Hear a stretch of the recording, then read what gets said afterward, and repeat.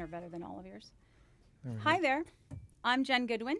Hi there. I'm Dexter Detmers. And we're here today with the founders of Dupe.com, Bobby and Ramin. Bobby, you want to tell everyone who you are? Well, she just gave it away. My name is Bobby. I'm one of the founders of Dupe.com. I'm the CEO of the company and pretty great human being. Pretty awesome. I think everyone thinks that, for sure. I'm Ramin. I'm CTO of Dupe, one of the co-founders, a good friend of Bobby and our friends here at High Energy. Excited to be here, and thank you for having coming. me. Yeah. And you said this is your first podcast. It is my first podcast. Well, you seem very natural. Can I just say, he was on the Today Show and he did great. So I feel like a podcast should be a cakewalk. This is nothing. I was going to say, if you were on the Today Show, this is I like do have an chump change. advantage. You can't see my skin color get red, so Very true. I'm blushing right now, but you couldn't tell. Well, I appreciate you guys taking the train from Maryland to see us in New York City. And we wanted to just get together and talk a little bit about Dupe.com. You guys have blown up. We've been privy to be a part of that from the very beginning. Oh, From the early days. The from the early days. Well, Early. not the very beginning of Carrot.link. No. But Dupe.com. Yep. very We've come a beginning. long way. Yep.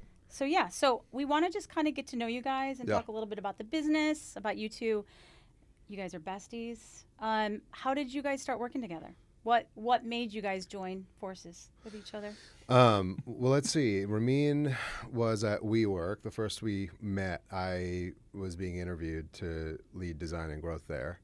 And after my full day of interviews, where they decided, they were like, I think we'd be like a really good fit here, da-da-da.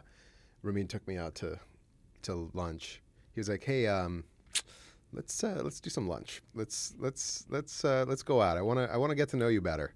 And I really liked him in my interview. He was one of the better interviewers that I had that day.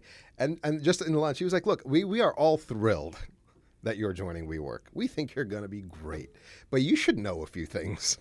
That was kind of you. And then actively for the next 30 minutes, I wouldn't say you tried to talk me out of it, but. Well, I want to see how committed you were. Yeah, exactly. I want to tell you what you were getting yourself into. Like any startup, it's going to be hectic. There's going to be ups and downs. Right. Yeah. I was there from the beginning, so I saw a lot. You saw Wait, all so of it. when did you join WeWork? 2012. Wow. Was it? Okay. Yeah, it was a couple years in. You were employee, 20, 30, something like It that? was like in the 40s or 50s. Yeah, I was Wow. I was with 200. the building people and everything. Yeah. A core team, product people, in the dozens. Apparently. And so one of your interview strategies was to kind of see what people are made of by telling them how rough it can get?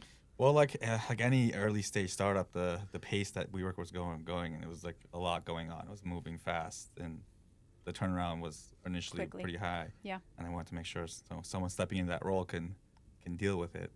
Well, I mean, to be fair, I think he just saw another brown brother in blood. I mean, that too. And he we was hit it off. Yeah, and we hit it off. You're not that brown. You shut your mouth, Jennifer. I think we're almost the same color. Oh no, we're not. Not even close. Not even close. No, and yeah, I think it was more of a. I think we knew we kicked it off pretty much Immediately? out the get. Yeah. Out the get. The energies were, I think, were aligned.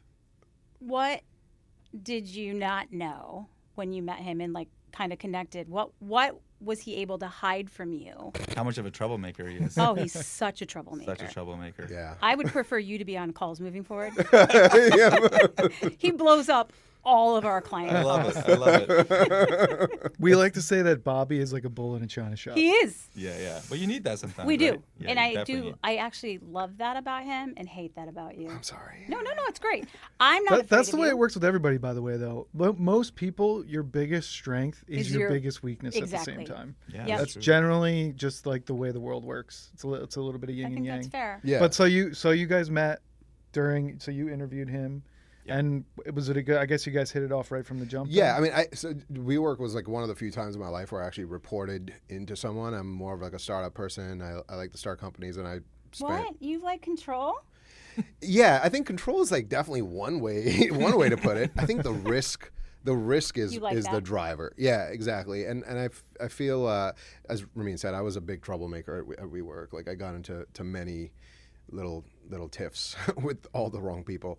But the trouble he was creating was actually the right kind. It was Okay. he was shaking He up. was seeing issues He was and trying to. shaking things up the right way, and that's what I like. I'm like, hey, this guy, he's pushing against the grain, but he's saying the right thing. Isn't that like an MLK quote? Like, be the right type of troublemaker. Like, make the right trouble. Good trouble. It is Good now. trouble. Make good and trouble. that Good is trouble. that Good was trouble.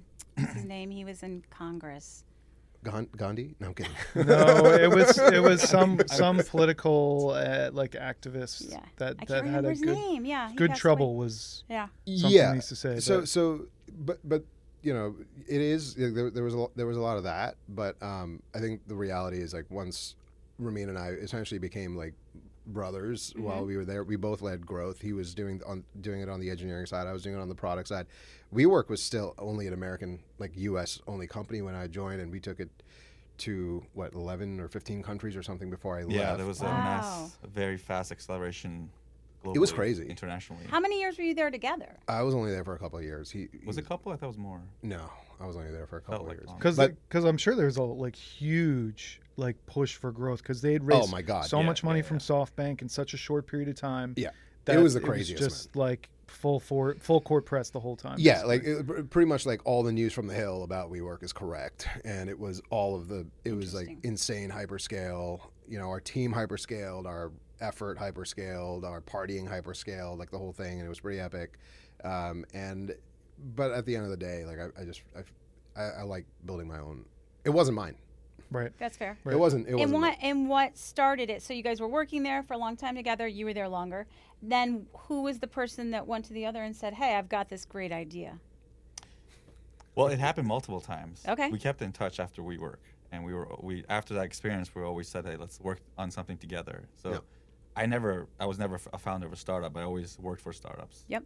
I've always wanted to do a startup, but I didn't even know where to start. But you're tempered. You're the type of person all startups want. I'm not a big troublemaker. So No, like, I know. But I wanted to be around troublemakers. Yeah. Like when I joined WeWork, Yeah. the big appeal to me was that it was all startups. Like WeWork Labs was one of the first things that yeah. WeWork created, and I'm like, I want to be as close to startups as I can, just so I can get that experience. And the kind of troublemaking that Bobby did, what I liked about it was there was two groups of people at WeWork. It was like a group of people who were trying to, go up the corporate ladder and be closer to the top. Yep. And there was a group that was trying to make the product better. Which is the most important way Yeah. to do Right. it. And Um, that's who he was, and that's who you yeah, are. and I align with them. Like, I'm the same. Like I just want to build something great. Like I don't care if what my title is or whatever. Yep. Anyway, long story short, we kept in touch after that, back and forth. We tried a few different ideas, just like on Slack, and none of them really seemed like they were big ideas. And I think it was during a holiday shopping season that Bobby reached out to me. He's like, "Hey, I had this idea. I was shopping for my new home and whatever. Like, I'm trying to buy things, and the whole shopping experience was very painful for him. Like, he explained, what friction points he was hitting. Like, I have 100 tabs open. I keep losing my carts, whatever. That idea spawned into the company we had before Dupe, which was Carrot, which That was link. like the shopping. It was all shopping related. Right. And not to get into Carrot too much, but like that Carrot did a lot. Like we built every single feature you Yep. can You had imagine. amazing products. Yeah, like it did a lot. A lot of You're the just features too you're high seeing top of funnel. in at our competitors today, we built all that like Yep. 2 years ago. But it never really took off. It didn't, like product market fit wasn't there. Going through that experience, we learned what people really care about mostly when they're shopping, which is finding deals. Right. Right. And that spun off the whole Dupe product on Yep. its own. Which, by the way, is actually right around the time that we all connected was when you were at the inflection point where you were like, we need to get this Carrot thing working or we need to do something different. Yep. And so we came on board and kind of Hold on. Back it up a little bit. Yeah. Well, okay. We had a stalker at a conference. We did. His name was Bobby. Well, The And he had a big bad mustache. Bobby. I The mean, creepiest mustache. I mean, I love that to mustache. be fair, we had like 4 months of runway left. Yeah. And you were very honest. and I didn't know anything about affiliate. Honestly, like it's one of these industries that's still a black box to me. Like I just had no clue. It's a hard industry to get your head around. and yeah, like we tried everything and like nothing. We just couldn't make it like work. nothing Carrot. worked. But the crazy part is, you guys, you had every amazing product that you were serving. I think you had so many people that came to your site. The problem was you lost them at cash back. You lost, Yes. that's where Too you much lost going on. everyone. But what I think Dupe originated from, and correct me if I'm wrong here, was actually a product that you guys had at Carrot called Deal Hop. Yes. Yes. Which Yeah. basically would scan the PDP, look for similar products that were around that same SKU, Yep. image looking, And that was the product that ultimately was spun out and put on its own as Dupe.com. Well, hold on. Let's take a step back here, because there's like an epic high energy story, which is that before the company was even called High Energy, I don't even think you guys were named High Energy at that time. No, I was Peacock Consulting, and he was 0 to 1. no, Yeah. we had just incorporated as But High I don't Energy think when we met Bobby. Yeah, but we didn't have anything together. it was 'cause all my still- voice. So like, I mean, Still so all over the everyone place. told me I have to go to this conference, and I was like, all right, yeah, I'm gonna go to the conference. I think it was like Affiliate Summit East was or Vegas, West or yeah. something. It was Vegas. West. It was Vegas. Affiliate Summit West, and I was like, oh, this sounds miserable. I hate conferences. And I still do. Like, I genuinely like hate unless I'm a keynote speaker. I'm not going. As you guys know, As I we don't know. go to conferences ever. But our company was going to die, and I was like, all right, this feels like a good reason to go to this conference. So let me go figure out what Affiliate's all about. And I went to this conference, and I think I spoke to like 6 or 7 different people who all pointed me to 2 names. Dexter and Jen. I didn't realize that you guys worked together, but half the people were saying you need to speak to this guy named Dexter, and half the other people were saying you need to speak to this gal called Jen. And I was like, okay, I need to find them. And at some point, I think it was someone at Rakuten, some head of Rakuten or something. They were like, oh no, this is the same company. You need to find both of them. And then I just like went on a stalker mission You were because great. I didn't know who you guys were, and I was like, all right, if my company is going to survive, I need to find these people. And so I finally, like, I looked up LinkedIn. I looked at, I think, your photo, and I was in like the part of the conference where everyone does Like their the meetings, atrium. like Yeah. the atrium where everyone does the meetings. And then I saw you in a meeting, and it was right next to a pillar, and I just stood like a pillar next did. to the pillar, and I did. stared at you. He did. And I was like, what the hell? and I was like, I need to talk to Every you. once in a while. And he had a hat. I think and he he had was a hat on breathing that really top. heavily, and he was Probably standing had too I was not close. breathing heavily. But No. He was leaning like in a cool way Yeah, with yeah. a hat and this crazy mustache. And I was like, Dexter, there's this dude staring at us. there's this dude, and What happened to the mustache, by the way? When did that go? like 2 weeks comes and ago. goes. 2 weeks ago? He goes back and forth It with comes it. Okay, and it goes goes. back I and grow forth. back Comes for and the goes. summer, and I grow back in the winter, and somewhere in between fall and spring. November, you do Exactly. that. But hold on. So then, I go to It's a this perennial. thing, and as soon as she picks up her bottle from the table, signaling that the meeting is over, I walk right up to Jen and I say, "Hi, my name's Bobby. I'm the founder of a company called Carrot. We are going to die in 4 months. I need to talk to you because I don't know how to do affiliate." And Joe was like, "Okay, Bobby, I got you. Like, I'm your gal." And Yep. it was like it kind of spawned in that moment. And then I think like within 24 hours, you had a Within contract. 24 hours, I was on a plane to LA. Yeah. And then I remember I had to pull over because Bobby called and we weren't getting him the contract fast enough. Yes. So I pulled over in Santa Barbara to tell you, Bobby, I got you. I'll Yes. get it to you tonight. Because Yes. I was meeting at like Jen CJ. calls me. con- She's the like, "This contract. guy is up my ass for this contract." I called Ramin right after that meeting. I was like, I think I found a team that can help us. Like, we need to sign them now, whatever it costs.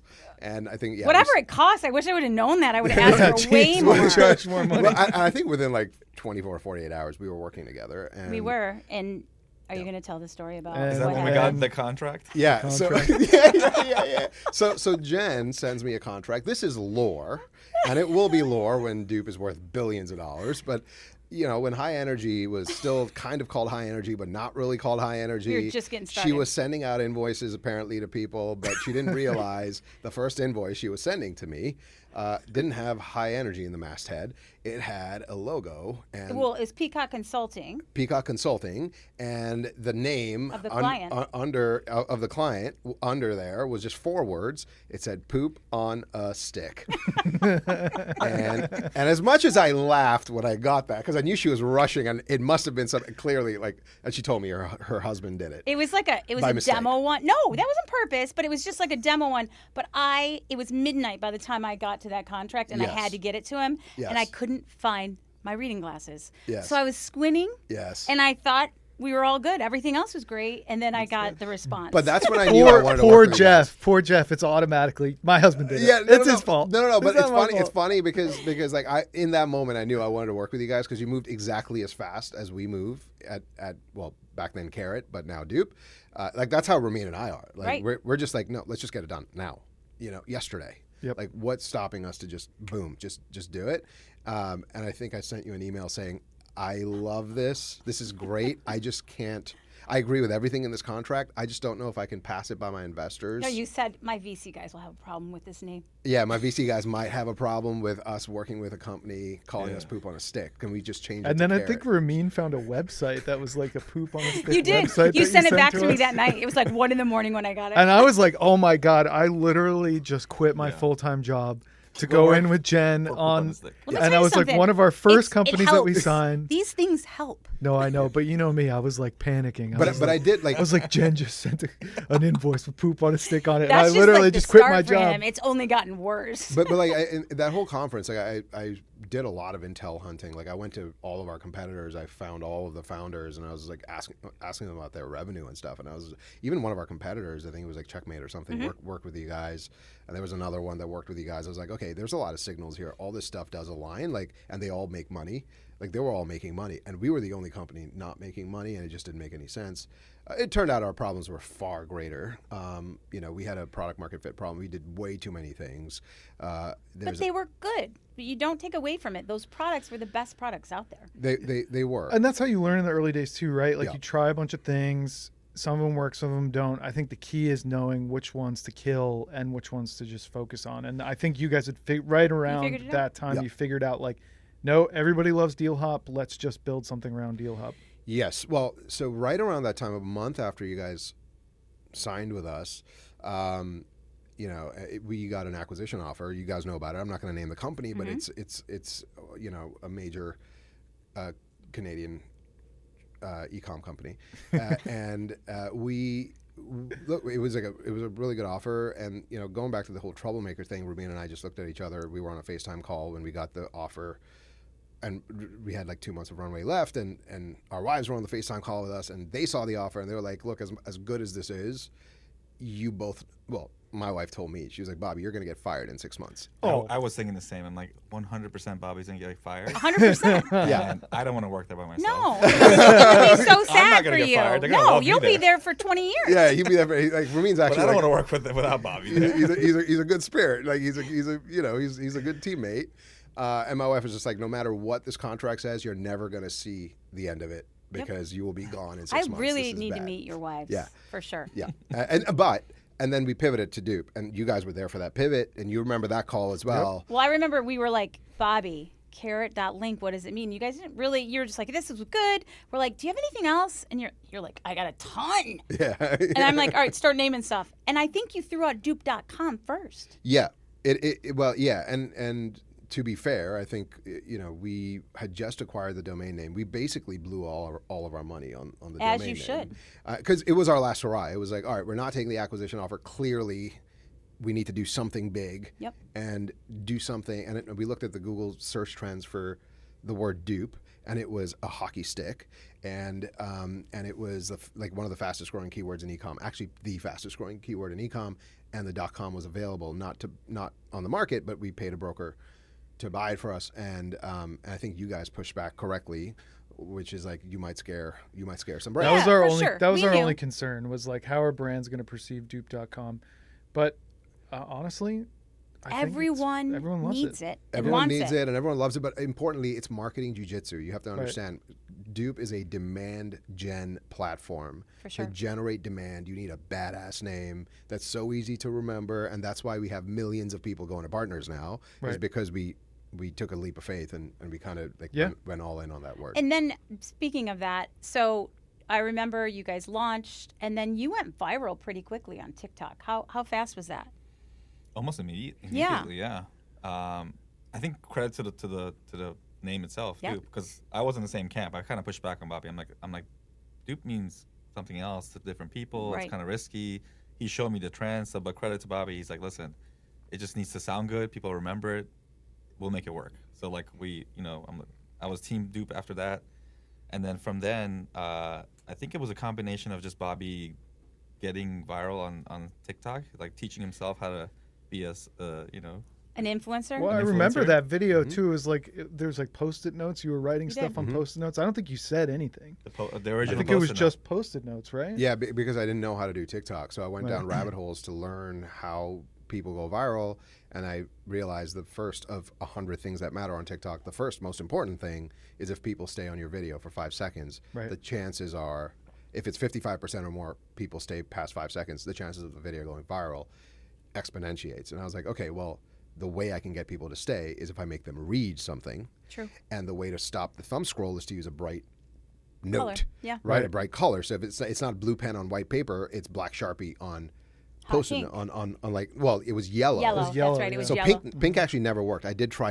a number of colors. Yellow worked the best, and that format was copied about 1 million times. Like Wow. everyone copied it, including Chinese companies. It was crazy. It was crazy. It's a good format. I wonder, did TikTok's algorithm eventually move away from Definitely, because it was abused. It's like marketers ruin everything. Right. Like the moment you find something, everyone does it. It's like, all right, let's move on. Let's find Yep. the next thing. that? You got to find the next thing. You got to find the next. And that's when I started going on video myself.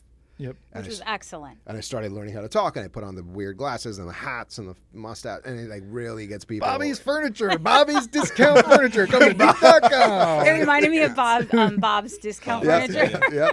yeah. Listen, but it worked, and I think that was. And now we're at a point where we do thousands of videos a month, Right. Thousands, and I've trained people how to do it, and now it's like in my veins. Like It is, and I you're just good at know it. the algorithm.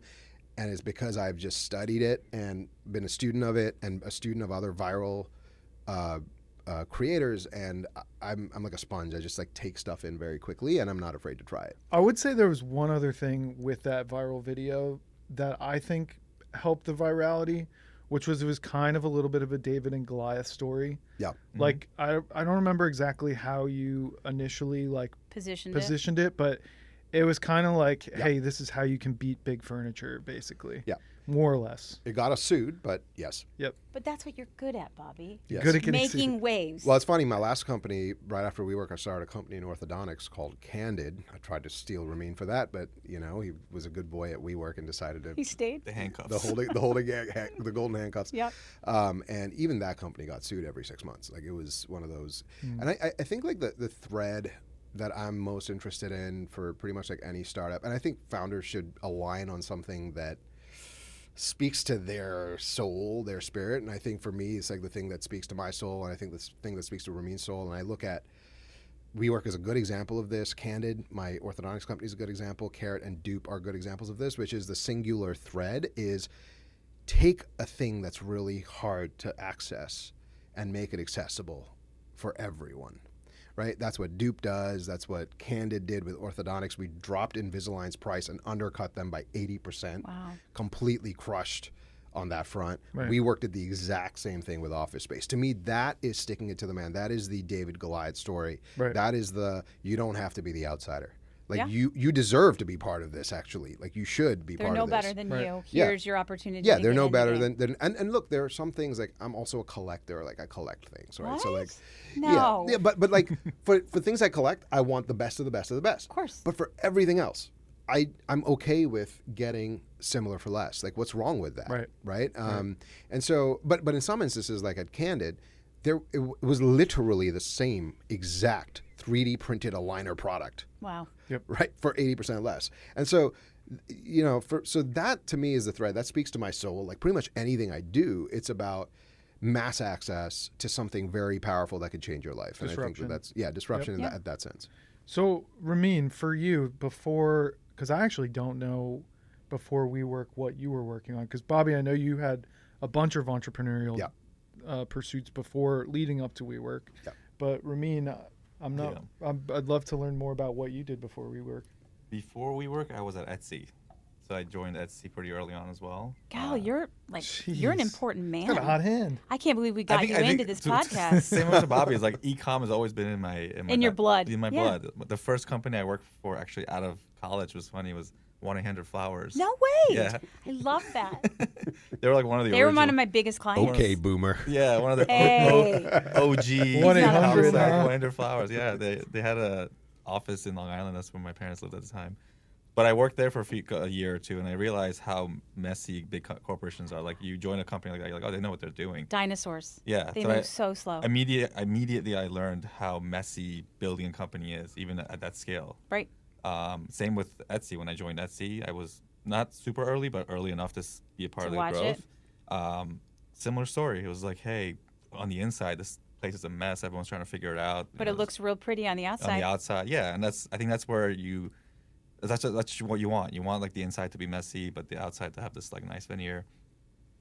I got a good glimpse of like how startups are scaled from the infrastructure and engineering side. That helped a lot.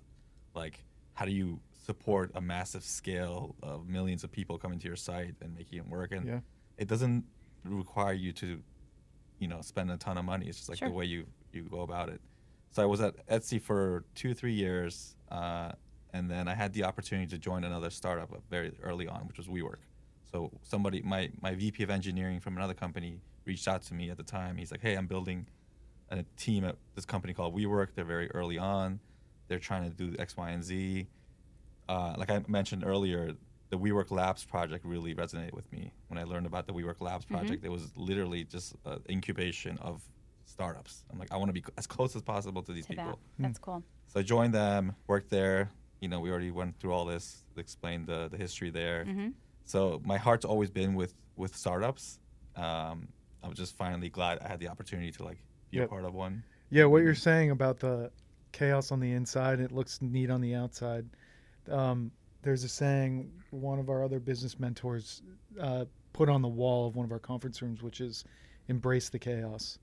Like, I feel like chaos at a startup it's inevitable, normal, right? You have it's to have inevitable. it. If you don't have it, you're not going to chaos succeed. at any size company, really. Yeah. Like, I mean, organizing people is incredibly challenging. It's To the do- hardest to do part. life, right? It's Yeah. the hardest Yeah. part of everything. Yep. I always thought it'd be like working with the brands, working with I've got you, so there's that. But like working with the publishers, but it really is harder. Like the employees are the hardest part. Oh, yeah. Yeah. Just making sure that everyone's happy or, figuring out how to make it all work is a lot. And then as like a company grows, like I'm sure like a 1-800-Flowers or an Etsy, like whatever idiosyncrasies they have in the early stages, they just expand and They get bigger and and they're bigger. harder and harder to fix as you scale bigger and bigger. Well, and that right? makes sense, right? WeWork, you saw it already, and then you scaled so quickly. Of course, it's going to be a hot mess Yeah. behind the doors. I mean, it goes back to like when you look at a small startup and you compare them to a big Goliath, and you say, how could a startup even compete, the David and Goliath, right? At some point, a company gets so large, it's really hard to do anything because it becomes just like every day you're people managing, right? Yep. You're so focused on running this massive ship, you're not focused on the product anymore. So when you see a big company like an Apple or Google build something meaningful, that's actually impressive. Like, wow. Yeah, it's very impressive. You know that it takes somebody a lot somebody for that from to, the inside decided, hey, a Bobby character came in and started making some trouble. They locked him Yep. down. Found a couple of people like me and said, hey, let's do this. And that's And you all believed in each You other. are like way downplaying yourself. I know. bro. He always does. He's though. also a troublemaker. Let's be very clear. Oh, this, is he? This whole He Zen, does it in like a very polite, this pokey whole kind of Zen way. character It's is the a bunch of It's the bullshit. Persian in me. It's a bunch of bullshit. You should watch our arguments. All right. Okay, that's My a favorite couple thing. questions Can I I tell have you for my you. favorite Yeah. thing to do these days? This is Is to fight incredible. him? No, it's because we record all of our conversations in the company because we have this like weekly report that goes out and explains all the things that were discussed and all that stuff. So everyone in the company is like very aligned. My favorite thing to do, and it sometimes scares people, especially new employees, and we always warn new employees when we say, "Hey, listen, welcome to Dupe. Ramin and I argue a lot, and you're going to be in the room Well, when we're that doing happens. this. Just know that we are brothers, and we go way back." And this is very normal for us. So, like, this is how we make decisions. So we're going to scare you, but don't be scared. This is But all don't fine. be scared. In fact, you should join in because we're looking for that, right? Right. And so Ramin and I argue. I mean, man, sometimes we get in office and it's like 4 hours in, and I'm just like, I don't even know what we're talking about anymore. I'm fucking losing my goddamn mind. And then we have granola, one of our favorite tools. Oh, I love it, you Yeah, guys. granola's I running. Love it. Okay, but now We're not now. sponsored by granola. We're not sponsored. This But You should podcast might be sponsored Yeah, by we're going to granola. try to Now get it might sponsored by be. granola now. You should. That's I know, I great. love Yeah, that's granola. wonderful. So, but what we do is we record it, and after the conversation is done, we go into granola to figure out who was saying what and what decisions were made, if any, and how to help. But my favorite question is, hey, granola, who was the bigger asshole in this meeting? And 10 out of 10 times, I'm the cause. Of And course it's you are. unreasonable. No, I'm sorry. He has moments. I've never seen one. But it scores us on a gradient of assholery. Really? Yes. And it says, but you know, Bobby, you were like a 7 out of 10 asshole. Ramin was like a 4 out of 10 asshole. Like he had his moments, but let me tell you. Why? 3 weeks from now, you're gonna feel it. Yeah, 3 weeks from now, you're going to feel it. Yeah, he's one We of have those different fighting slow, styles. He's like one of those slow burn assholes, and I'm So more it's of got an a instant am burn I the asshole Like I'll, feature. I'll Yeah. make a in. comment. We need that. I Oh actually my love gosh. that. We Well, need that. and I will say, Bobby's the obvious a-hole, right? Yeah. And I appreciate that. I'm I not allowed actually to love cuss. that Should I about not you. have said asshole on your No, podcast? you're fine. No, Okay, you're totally great. fine. I love this about you. Like, I think that's why we get along so well. Is I'm not afraid of you. Like, I like that you. Yeah. I know Yeah, you want me to yeah. push back. Yeah. But you guys, there's times we get on these calls with him, and I'm like, oh my God, why'd we let him on the call? Why'd we let him on? Bobby wants to He's gonna rumble blow this sometimes. completely up. That's what I just have to remind everyone. Like, Bobby sometimes he just wants to fight. He does love a good fight. The fighting spirit. And I did always say, like, Ramin, I know for you two to be this tight and Yeah. for you to be able to handle each other, you have to have some spark in you. Oh, yeah. So, what's the worst fight you can remember between the two of you? Worst fight? Or like Man. disagreement? Can I just say his reaction right there tells you everything. It's never about worst. We actually love it. Like you're just going at it. and all you of like it. all of our arguments, if you want to call them arguments, I call them passionate conversations. Is always about the product. Yes. Right. It's That's what I never was about to say. It's probably all very product focused arguments. All of it. it's never personal. Like it's never So like you have certain opinions, and then he has yeah, others. and it's usually we're both right in different ways And then you have to get to But the some of middle. us are more right than others. at different times. Yeah, a lot of it, and this is like part of running a startup. It's like Right. there's a lot of good ideas. It's like, Yeah. but there's a whole ecosystem around that idea. Like the timing matters, the capabilities. There's like so much that goes along with it. So like, I might be really bullish about this idea that I dreamt up, and I'm trying to convince him. And it's really about convincing each other. Like, hey, no, we need to do this. And his job is to convince us that we don't, and vice versa. That's why we get into these arguments until the equilibrium happens, and then we meet in the middle. Yeah. Have you ever had to take a 24-hour break from each other because you were so pissed off at each other? 24 hours? No, maybe like. I mean, I cool down pretty quickly. Like I can don't tell. hold on to grudges or anything. What about this one? I don't I don't picture you being a grudge. I never holder. hold a grudge with Ramin. I actually think we have probably one of the healthiest co-founder relationships. But I love finding reasons to hold a grudge for competitors or companies that sue us. Because that puts a fire in your belly. It's like the Michael Jordan mentality. Yeah. You know? Yeah, it really, really peeves me for, and I just like wake up. I'm like, I'm just going to annihilate you today. That's what Right. I'm going to do. That's You need- it's 6 a.m. You're dead. You want a competitor. you like want a competitor, basically, right? Yes. So you're basically like you turn these people into competitors. You turn them into monsters for yourself. Yeah. Basically. Yeah, and it gives me it's my raison d'etre, right? Like it's like this is like my Yes, today of course. my today's raison is you're dead, and that I'm going to find a way. Is like, do you And lay it's in never bed the- when you think about this, or are you already up? Oh no, I never sleep with a bad like I'm. No, I just mean like, do you wake up and you've got it? You're like, today's the day. Yeah, Yeah. yeah. I like it. Well, I kind of feel like we're similar where because we'll get into fights sometimes. I about love things, fighting with Dexter. And people around us will be like, They're I scared. can tell people on calls and stuff will be like, and then I'll be like, I'll talk to Jen afterwards. I'll be like, Jen, are you okay? no. I'll just be like, I think people just don't get it. They just don't get that. Like we can just fight like And that walk and then away walk away immediately and and be fine. not be mad. Yeah, I very just be like, similar. all right, nothing Same personal, exact, by no the big way. deal. All right, see you later. And I do think like in the beginning, like you're way more chill than I am, and you don't really fight. You think? And I'm a really good fighter. Yeah, I think all the fire is on this side right now. Yeah. It's like it's all the fires on this Yeah. side. But I remember one time I said something to him in his face, and I was like, "Yep, you were too mean. Back it up. You got to apologize right now." And I remember I apologized to him, and then I was like, "All right, I see how he fights. It's not that bad. I've got to tone He's it a back." baby. He's weak. He's a little weak. baby boy. I could get him with one arm tied behind my back. But the thing, what's funny is like our wives are like very different to us, and Does your wife have to hold you back, and his wife pushes him forward? well, we are all in a group message together, and Because they're kind of a part of your business, right? they're 100%. Yeah. This- They none of run this- the It's back actually end? really funny whenever we're on a call. Yeah. Almost every call, they're messaging each other. Are they fighting? They don't know if we're fighting or not. They Yeah. can't tell. They can't tell at this Yeah, point. Like, no, but they're messaging we each also talk other. loud. They're messaging each other in our group chat. So And you guys see it and later. I see the notifications come in as we're fighting, and I'm just laughing. I'm like, oh, they think we're fighting, Ramin. Can you go talk to Layla? Let's start fighting. Yeah, let's actually start Start fighting. fighting. Yeah, no, but we just speak with a loud, You're passionate. Yeah, Because it's you a guys loud care voice. about what you're doing and Yeah. you want to make sure it's right. and it's also like startups there's this, you used the word chaos earlier. I think a better word is volatility, actually. Like, something's alive when it's volatile, right? Right. It's like, look at your heartbeat, dude. Like, your heartbeat is literally that, right? Like, it's not flat. And so You're dead when it's flat. Yeah, yeah, don't like wanna be you're dead when it's flat. Exactly right. Like, you need the ups and downs of volatility. And to me, it's like Dupe is going through an amazing moment right now. are. You It's guys so you fun guys to know watch. this. And Yeah. it's like all the new people are joining right now, and we just keep reminding them, it's like, hey, these daily updates are incredible.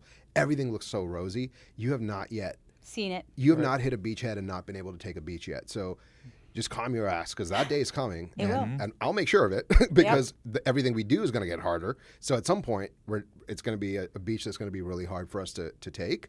And like, for me, in the up moments, I'm thrilled and excited and happy. But in the down moments, I'm like insanely focused and like and Ramin's kind of the same exact way.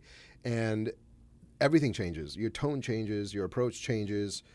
But even in like the highlights, we're constantly asking ourselves, like, this doesn't make sense. It's working too well. Like, something is gonna break. Yep. Because right? it's so easy. It's like imposter syndrome, kind of. When things start to go well, you're like, wait a minute, why is this going 100%. It's When is it definitely going to that. break? And that's Yeah. actually like the killer instinct that you need, though, I feel like. Yes. Because I actually think what you described is what separates people who can start businesses from people who can't. Because that up and down is probably the hardest part, like the emotional roller coaster of, losing a lot of money one day, making a lot of money the next. Like, a lot of people can't handle that emotional volatility and stay level-headed and on task. Yeah. And then the thing is that there's a certain percentage of people that can handle that, but can you also handle doing really well, but not resting on your laurels? Yep. And having like that fear mentality of like, this is going really well, but it could go bad anytime, so I'm going to keep pushing. And I think that's what you guys have really well down, is like that killer instinct of like, just because that worked really well doesn't mean we're going to kick our feet up and eat a bunch of Doritos Right. and have Lay some back beers. and be like, we got Like, this. no. Autopilot. This could get destroyed at any minute, and we need to stay on point, and we need to double down, and we need to focus even harder. Yep. And that is something that I've noticed with both of you that is rare. It is. Like having both of those, the ability to stay calm through the ups and downs. Well, for somewhat calm, you stay pretty calm. But then the ability to, when things go well, not be like, oh, look at us. Look how good we Never get too cocky Yep. and never get too comfortable. Yeah. That's how we are. And we're good about that, both of us. Because I'm always like, one day I'm like, we got this. And the next day I'm like, we're fucked. It's over. did. You got to be like a drum. What's the saying? Things are never as good as you think they are, but And they're they're never never as as bad bad. as you think they are either. Yeah. So you just got to be like a metronome every day. You still got to come in and do the things you know you got to do, but the world around you is going to throw super high Everything. highs and super low lows, but you've just got to be a metronome. You just got to come in and do the shit that you know you're supposed to do. Totally. That's what's hard about being a founder of a startup, I think. Yeah, and it's for us not even like things can go wrong. Things will go wrong. They do, right? Yeah. Like, I don't even think like, hey, can this go wrong? I'm like, no. When will it I'm go waiting for wrong? it to go wrong, because they will, and inevitably something will go wrong. It's just having the mental fortitude to say, all right, when this happens, it's okay. We're gonna be chill. We're gonna figure it out, because we have in the past. And if you can't, you can't. Then you move on. Right. And you guys are a small, scrappy team. How many, I know you've added some people, but how many are there of you now? Oh my God, we doubled our team. Did you? We're 6 now. We're going to be 7 in a week, and then eight? 8 in a month. That's awesome. And we're still like actively hiring 2 or 3 roles. Great. Yeah. You That's guys great. are incredibly lean, though, for the I volume love of how business lean you that are. It's do. impressive. Yeah, that speaks to, I think, both of our experience, because we've done literally every Everything. single thing. Like, even, I was talking to one of the engineers today who he just hired, and like he brought this up. He was like, "This is like crazy how much this team is doing," and he's like 2 weeks in. And I was just like, man, like Ramin and I, we have a hiring philosophy that we do the job before we hire. I like that. Marketing is a great example of this.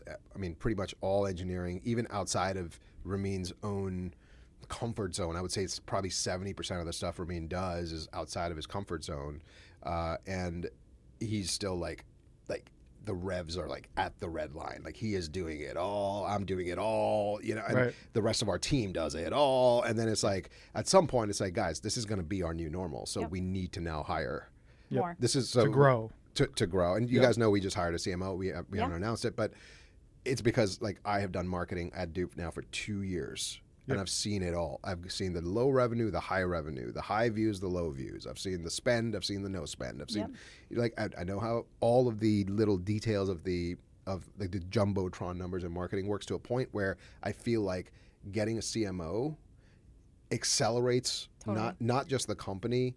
It accelerates like all of the decisions that I'm afraid to make. With someone with experience who you guys know quite well, has like led growth at these massive companies and at startups. So like he's got, and he's seen so much more than me that it's like, I've taken it as far as I can take it. I can't take it any farther. I need like a real experienced leader to come in and like take the reins from me.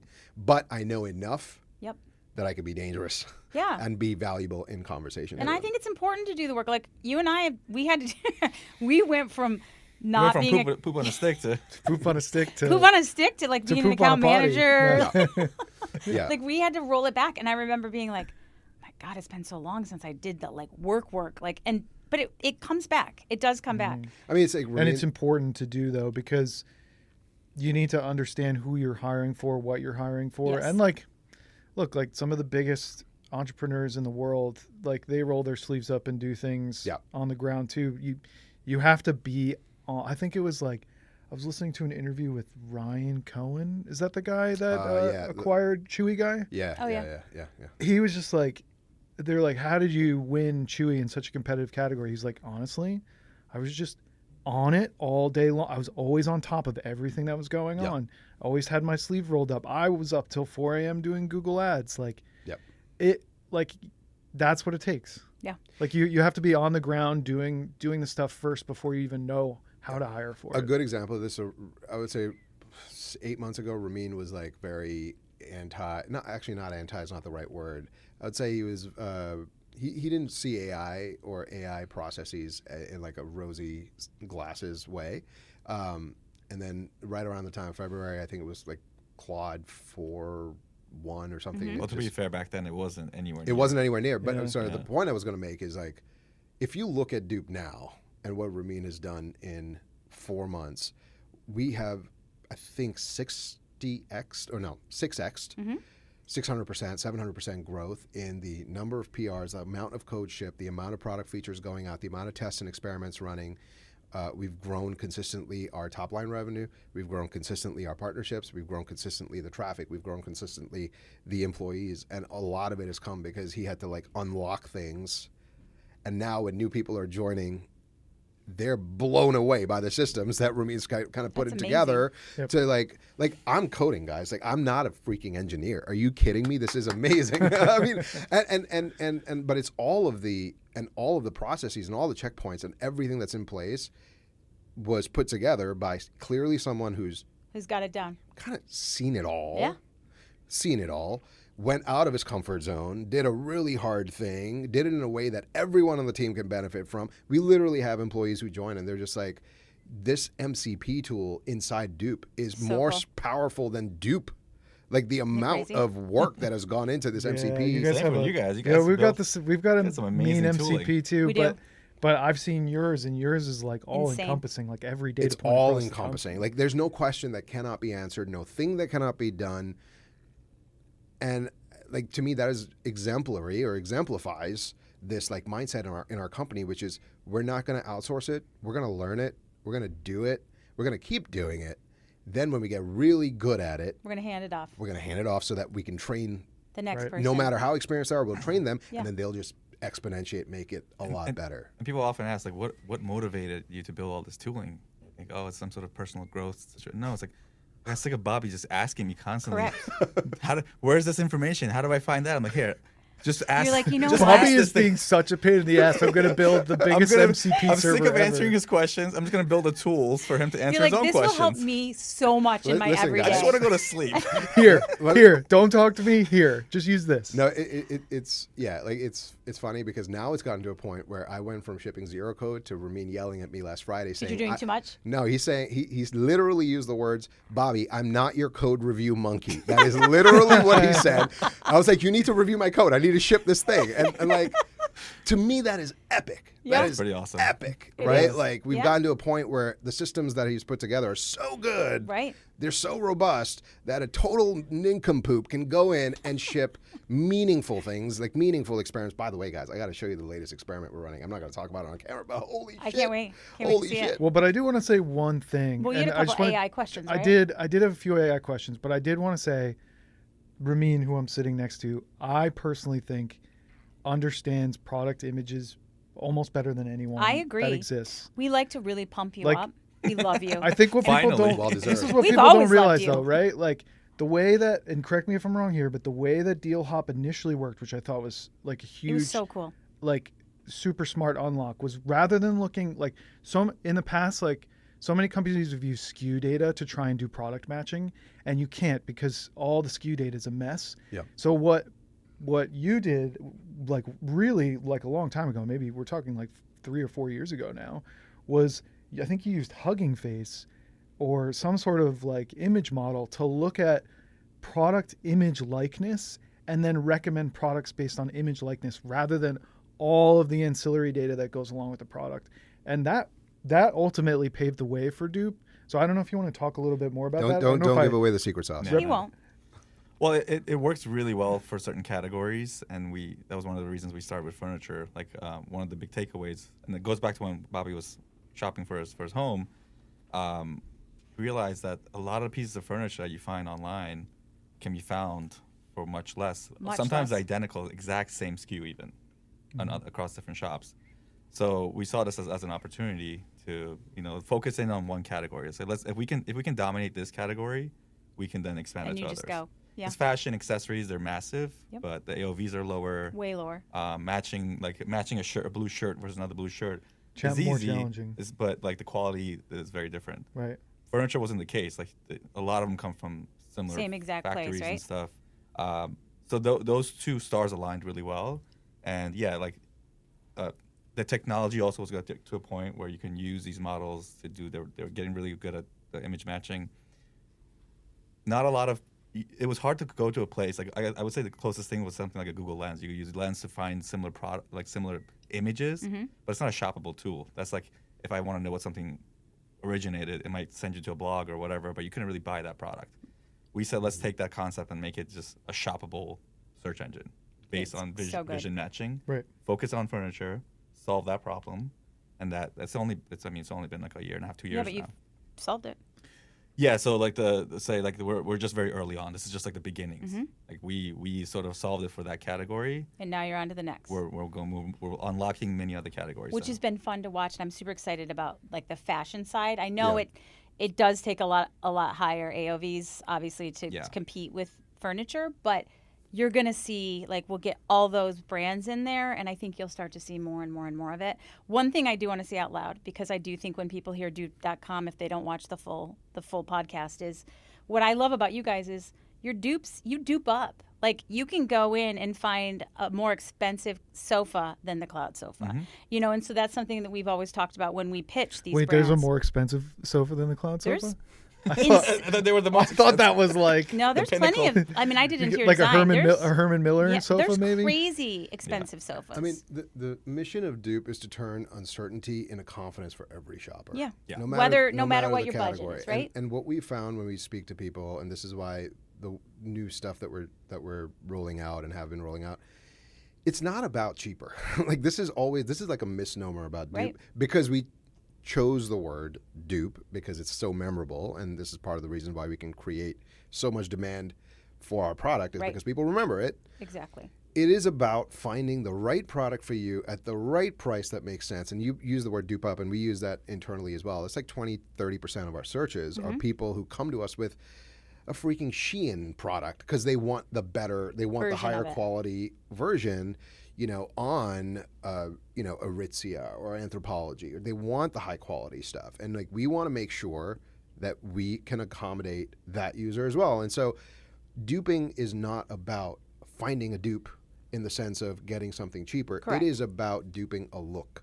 It is about knowing the vibe that you want and then finding products at a price point that makes sense. Like, I would never personally, I mean, I'm not casting any judgment or anything, but like, I would personally never buy anything from Shein or Temu, No, or like nor would I. or like any of these. It's fine. Like, some people do, and that's fine. But if it's going on my body, it's gonna be good. Like, It's fast fashion. it's fast fashion. I don't even have a problem with fast fashion in the sense that, like, there are some brands that are fast fashion, like, I guess, like Uniqlo, would that be considered high?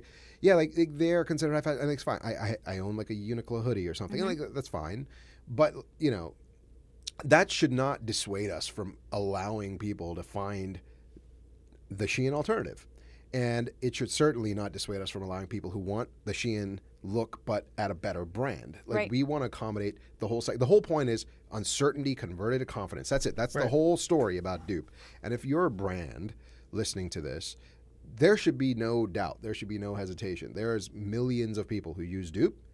They are looking for your product. Right. Let them find you. Absolutely. Put yourself up. Merchandise yourself in the results. And I do think it's super important because I think that's where the brands are stuck. They're so back in the 1990s and they can't get out. They were always in charge. They always got to make all the decisions. And what they haven't, some of them have. They're starting to figure it out. But they've realized, like, we're dying. We can't compete against a lot of these big box stores anymore. Amazon's killing us.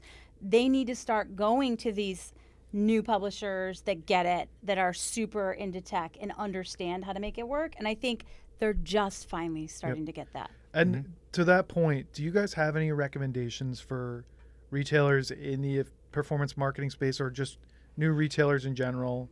Let's say they've got a really good product mix. What are your recommendations for them to optimize well with Dupe, but also optimize themselves for the future of what's coming in terms of like agentic shopping and all that sort of stuff?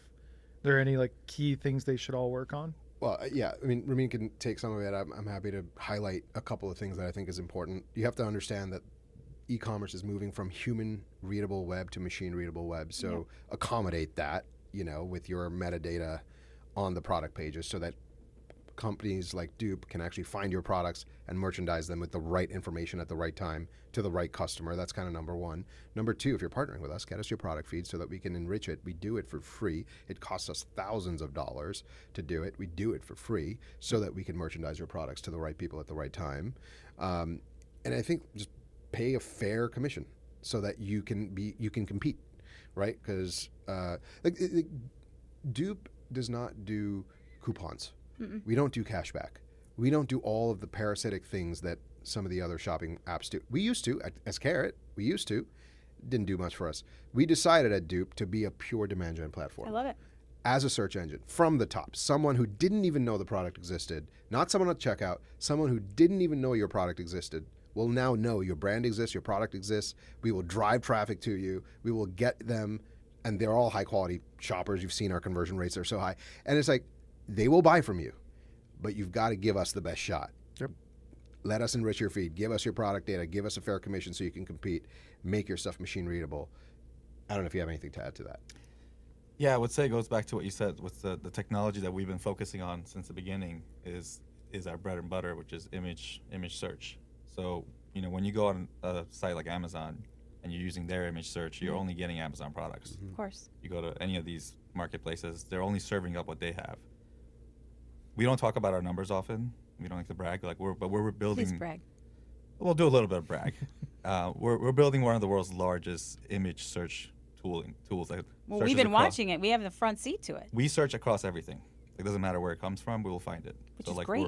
And the more catalogs and partners we have, the stronger our search becomes. That means your products will surface to users who are looking for something similar to it. Doesn't matter where they came from.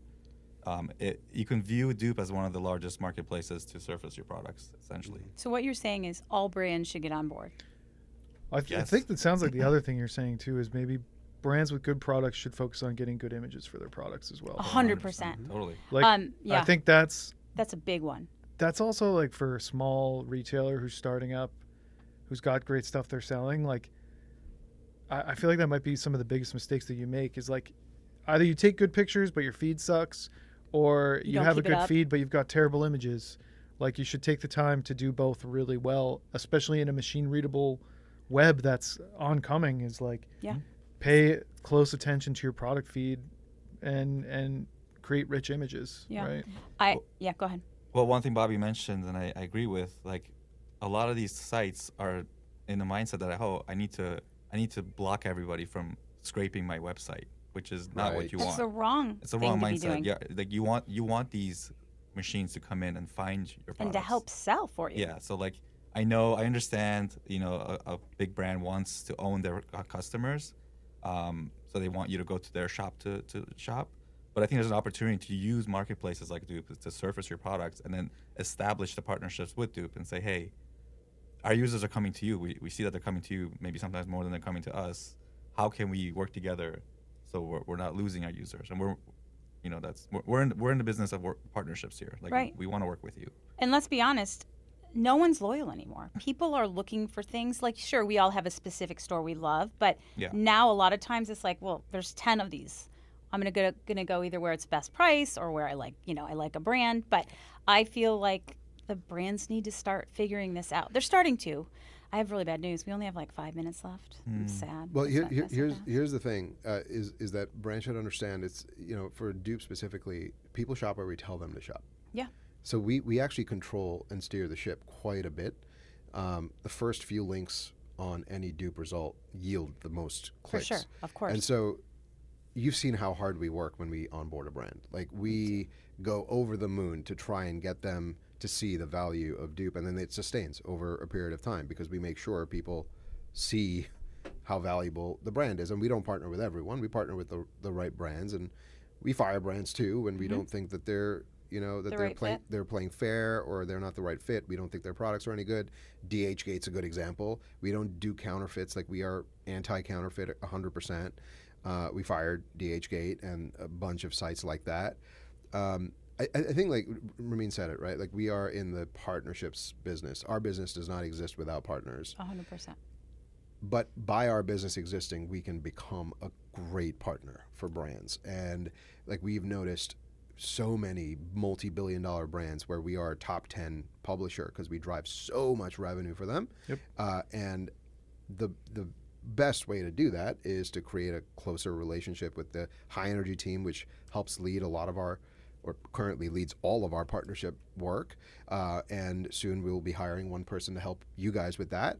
And just like watch the magic kind of unfold of what it means to have pure top of funnel, pure intent come through a search engine that's designed for shopping that drives insanely high value clicks to you. So I don't know if that's like I feel like we started and ended this podcast in very, very completely different tones. but like, yeah, like for any brands listening to this, I think like there is a magical moment happening right now, and you should take advantage. Get on board. We're accepting new clients. They're accepting new clients. Currently accepting new clients. One more question I want to ask, because I had a ton that I wanted to ask you guys. So because of your friendship and your wives' friendships, now the families travel a lot together. Yeah. Mm-hmm. So, and you guys say you're vacationing, but it seems that you work a lot. Yeah. So it's really expensive for Ramin and I to not be working at the same time. Fair. Right. Like, and summer is just summer, and part of winter is like one of those things where you just, it's too expensive, just across everything. Like, we lose threads, things ship without our, not consent, but like without us being able to look at it. Everything slows down. It's like, well, okay, so what's the way that we can fulfill our family needs of traveling? Well, Keeping the wives happy, keeping the kids happy. Mm-hmm. Although, to be fair, like, I feel like our families are insanely supportive, and Yeah. they would be happy either way. Either way, right. But we want to give them a good life, Yeah. and we want them to travel. So we decide that we travel together, and the benefit is the families. I mean, the kids are very, very tight knit, very close. The wives are very close, and Ramin and I just crush a bunch of work. We just crush it. Do you Like, take a we're- couple days off to chill? Yeah. Okay. Yeah. I mean, in the past couple of years, it's worked out that the time zones where we were, it was like off hours that we were able to.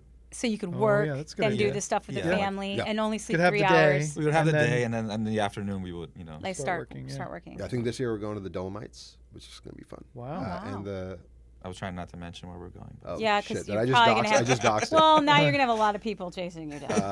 Oh yeah, sure. Oh my God, there's so many people who care about where I'm vacationing. That's a good co-founder strategy though. I like that. Yeah. That's really good. Yeah, I mean the counter is like we just are not working at the same time, which is untenable for a team of 3. That's 66% of your company Yeah, not working. that's crazy. But now team of 6, it's still 30% of the company not I working. can't believe there's only 3 of you. Unbelievable. Hmm. I'm really sad that this is ending. We'll probably have to bring them back again. Yeah. Have another podcast. Yeah, this was great, you guys. I mean, This if was a lot of fun. time's flying. So. It's easy to talk to you, as I as know. crazy as I you know. are. And I feel like we I do the barely- weekly calls, Jen. I know. we could go so deep into like industry trends and stuff like that because you guys have such You have great such takes on good all that stuff. Yeah. But we do have to kind of wrap it up here. So is there anything else you guys want to say or mention or share you didn't get to cover? it's been an amazing relationship with you guys. Really appreciative of the work Thanks, relationship. Ramin. As always. No, I almost never say that. I should say that No, more. you did. You did on a Tuesday call. You like pumped us up when you brought Felipe in. It's because you signed a very big partner for us, but it was earned. Yeah. It was not. That's what I love about Bobby. It was not. It was not frou-frou. No. It was like a proper earned. We couldn't be here without you guys, so thank you. 100%. And Let's just remember that. Let's When cut that. you sell. Cut With that. that- clip Thank that. you. Right there. Clip that. Yeah. No, we really appreciate you guys taking the train in. Yeah. And I know how busy you guys are, and we know that you have to leave to head back to go coach, I believe. softball. Softball is Softball. calling you. I'm kind of jealous. Well, thank you so much for coming, Bobby and Ramin. And thanks for watching Hi There. Yeah, thank you. Bye there. Bye Bye there. there. Bye there.